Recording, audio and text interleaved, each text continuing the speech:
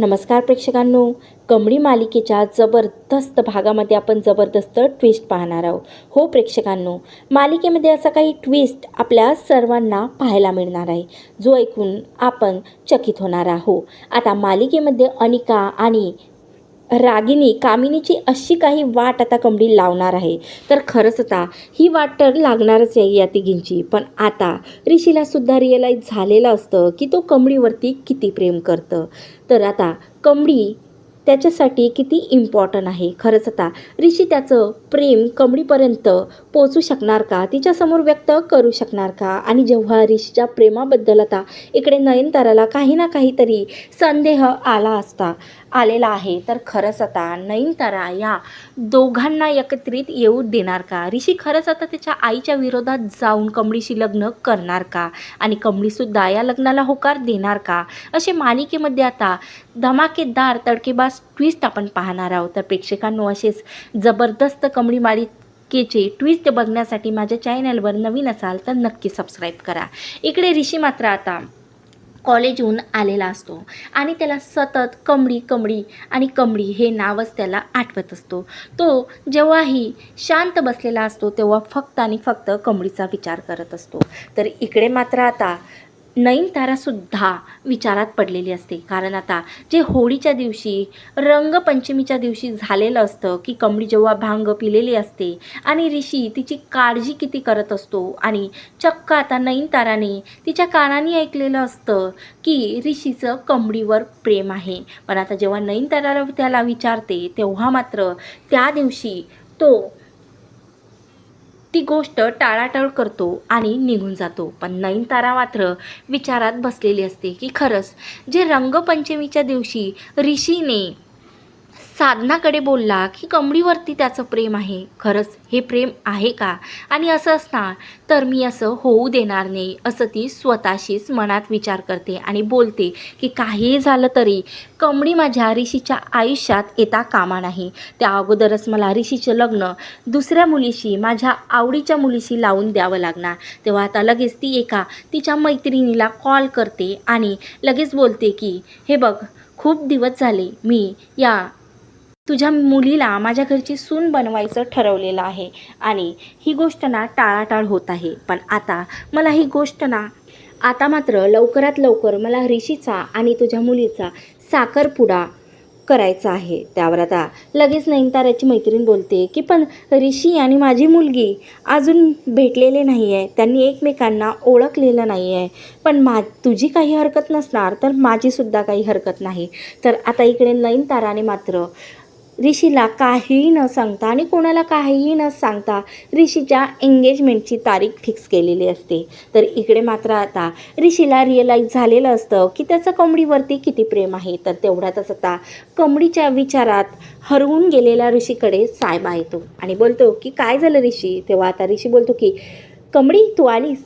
तेव्हा आता सायबा बोलते की अरे वा वा वा, इकडे कमळीचे विचार चालू आहे. आम्ही कमळी नाही आहे बरं का, आम्ही ना सायबा आहे. आणि बघा ना, कमळीचं असं नाव अचानक घेता म्हणजे काही ना काही मात्र कुठं पाणी मुरलेलं आहे. त्या ऋषी बोलतो की सायबा अरे बस, कसं आहे, आणि मला असं वाटलं की कमळीच आहे.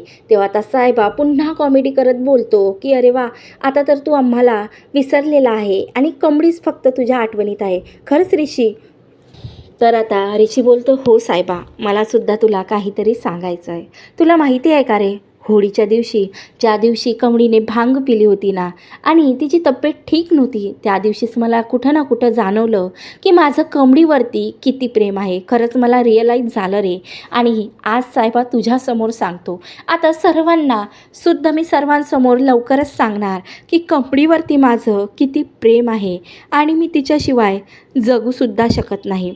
त्यावर आता इकडे सायबा बोलतो की अरे वा, ही तर खूपच छान गोष्ट आहे की माझ्या ऋषीला कमळीवरती प्रेम झालं. खरंच आज तर मात्र पार्टी बनते. त्यावर आता लगेच तेवढ्यातच नयनतारा लगेच ऋषीला आवाज देते आणि लगेच तो नयनताराकडे येते आणि बोलते की काय झालं आई. त्यावर आता नयनतारा बोलते की ऋषी, 10 तारखेला तुझं लेक्चर वगैरे काही असणार ना, तर त्या दिवशी मात्र तू कुठं जायचं नाही. तेव्हा आता ऋषी बोलतो, काय झालं आई, काय स्पेशल आहे? आणि तुला माहिती आहे ना, आता एक्झाम होणार आहे आणि मला कॉलेजमध्ये खूप सारे कामं आहेत आणि तू काही प्लीज आता माझ्यावरती काही मला काम सोपवू नको, कारण मला फक्त आणि फक्त कॉलेजमध्ये कॉन्सन्ट्रेट करायचं आहे. त्यावर नयनतारा बोलते की ऋषी, 10 तारखेला तुझा रिधिमासोबत साखरपुडा आहे आणि ती फॉरेनवरून खास या साखरपुड्यासाठी तुम्हा दोघांनाचा साखरपुडा मी 10 तारखेला ठरवलेला आहे आणि मी तुला विचारत नाही आहे, मी तुला सांगते. त्यावर मात्र आता ऋषी लगेच रागावतो आणि बोलतो की आई, मी तुला कितीदा सांगितलं की मला तुझ्या फ्रेंडच्या मुलीसोबत लग्न नाही करायचं आणि हे तू विसरू नको, हा माझा निर्णय आहे आणि मीच घेणार. त्यावर लगेच नयनतारा ओढून सांगते की ऋषी, मी तुला विचारत नाही आहे, सांगते आहे की तुझं 10 तारखेला साखरपुडा आहे.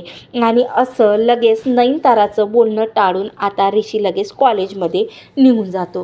तर इकडे मात्र आता ऋषीला काहीही कळत नाही की अवघ्या 2 दिवसानंतर आईने ऋषीचा आणि रिद्धिमाचा साखरपुडा ठरवलेला असतो, म्हणजे त्याचा साखरपुडा ठरवलेला असतो. त्याला काय करावं कळत नाही. तेव्हा आता लगेच त्याच्यासमोर कमळी येते तेवढ्यातच आणि बोलते की ऋषी सर, काय झालं? तुम्ही एवढ्या विचारात का? तुम्ही नेहमी हसतच राहता आणि आज एवढ्या टेन्शनमध्ये का? तेव्हा आता लगेच ऋषी बोलते की कमळी, मला खरंच तुझ्याशी काहीतरी बोलायचं आहे आणि खूप महत्त्वाचं आहे. शांततेने ऐक, कारण हा माझ्या आयुष्याचा प्रश्न आहे. कारण आज फक्त जे काही मला टेन्शन आलं ना, ते फक्त आणि फक्त तूच कमी करू शकतो. तर तेवढ्यातच तिथं निघीसुद्धा येते आणि बोलते, काय झालं ऋषी सर? तेव्हा आता लगेच कमळीला ऋषी सांगते की आईने मला काहीही न विचारता 10 तारखेला ती कोणती रिद्धिमा आहे ना, तिच्या मैत्रिणीची मुलगी, तिच्याशी माझा साखरपुडा ठरवलेला आहे आणि हा साखरपुडा मला नाही करायचा कमळी. मी तुला आज माझ्या मनातील गोष्ट सांगते की माझं फक्त आणि फक्त तुझ्यावरती प्रेम आहे. मी नाही जगू शकत कमळी, खरंच. मी तुझ्याशिवाय माझ्या आयुष्याचा पुढचा विचारही करू शकत नाही. मी एक क्षणसुद्धा तुझ्याशिवाय राहू शकत नाही कमळी आणि तूच फक्त आणि फक्त माझं आयुष्य आहेस. तेव्हा मात्र आता कमळी चकित होऊन जाते आणि बोलते की ऋषी सर, तुम्ही काय बोलता? मी कधीही तुम्हाला त्या नजरेने नाही बघितलं आणि तुम्ही असं अचानक मला प्रपोज करता. मला काय करावं खरंच कळत नाही. त्यावर आता निगी मात्र खूप खुश होते आणि बोलते की खरंच ना ऋषी सर, तुम्ही मात्र कमळीला प्रपोज करून ना तुमच्या दोघांची ना लाखात एक जोडी होणार आहे. तेव्हा आता कमळी बोलते, निगी तू काय बोलतेस? थोडा वेळ गप्प बसणार का? तेव्हा आता ऋषी बोलते की कमळी, मला माहिती नाही गं तुझं माझ्यावर प्रेम आहे की नाही, पण माझं तुझ्यावर मात्र जीवापाड प्रेम आहे आणि तू माझ्याशी लग्न करशील का? कारण आज मात्र माझं पुढचं आयुष्य सुखात फक्त आणि फक्त तूच घालवू शकते. तेव्हा मात्र आता कमळी बोलते, सर मला विचार करण्यासाठी थोडा वेळ पाहिजे. त्या ऋषी बोलते की कमळी, वेळ नाही आहे अगं, 10 तारखेला माझं एंगेजमेंट आईने ठरवलेलं आहे आणि मला आताच्या आता तुझा काय निर्णय आहे ते सांग. तेव्हा मात्र आता कमळी पुन्हा ऋषीचा विचार करते आणि बोलते की सर, मला काय करावं ना खरंच कळत नाही. त्यावर ऋषी बोलते की कमळी, खरंच कधी ना कधी तर तुला माझ्याबद्दल काही ना काहीतरी रिअलाईज झालं असेल ना. खरं तुझं प्रेम माझ्यावरती नाही, पण तू मात्र माझं आयुष्य उद्ध्वस्त होण्यापासून वाचवू शकते. खरंच तुला जर माझ्यावर नंतर प्रेम नाही झालं तर मी तुला डिवोर्स देणार. खरंच मी तुला प्रॉमिस करते की मी या खोट्या नात्यामधून तुला बाहेर काढणार, पण काही दिवसासाठी का होईना तू माझी बायको बन. तेव्हा आता लगेच निगी बोलते की कमळे, ऋषी सरांनी प्रत्येक क्षण आपली मदत केलेली आहे आणि आज मात्र त्यांनी पहिली वेळ आपल्याला काही ना काही मागितलेलं आहे. असं ऋषी सरांना नाही म्हणू नको. आणि मला माहिती आहे अगं, तुला जरी माहिती नसणार की तुझं ऋषी सरांवरती प्रेम आहे की नाही, पण मला माहिती आहे की तुझं ऋषी सरांवर किती प्रेम आहे.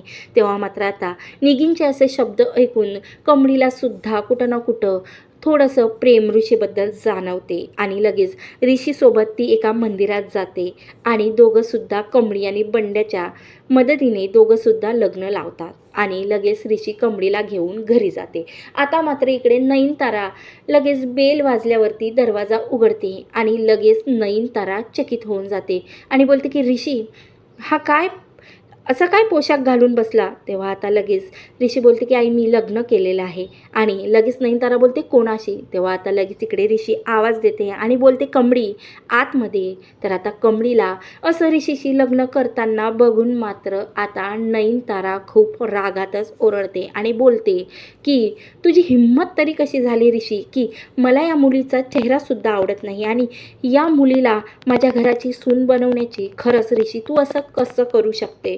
तेव्हा मात्र आता गौरी हे सर्व काही बघत असते आणि तिला कुठं ना कुठं आनंद झालेला असतो की तिच्या कमळीच्या आयुष्यात ऋषीसारखा मुलगा आलेला आहे आणि आता मात्र ती योग्य माणसाच्या हातात तिचा हात गेलेला आहे.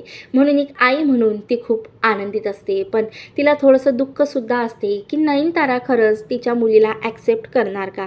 खरंच प्रेक्षकांनो, आता इकडे दरवाज्यावरती लग्न लावून कमळीला घेऊन आता ऋषी आलेला असतो. तर इकडे अनिकालासुद्धा ही माहिती मिळालेली असते आणि ती चक्क नयनताराच्या घरी कामिनीसोबत आलेली असते आणि तिथं राजन, अन्नपूर्णासुद्धा आलेले असतात. तर अन्नपूर्णाला एकीकडे आनंद झालेला असतो, तर राजनलासुद्धा आनंद झालेला असतो, कारण आता ऋषीसारखा मुलगा कमळीला मिळालेला आहे. तर खरंच प्रेक्षकांनो, आता नयनतारा कमळी आणि ऋषीचं लग्न स्वीकारणार का?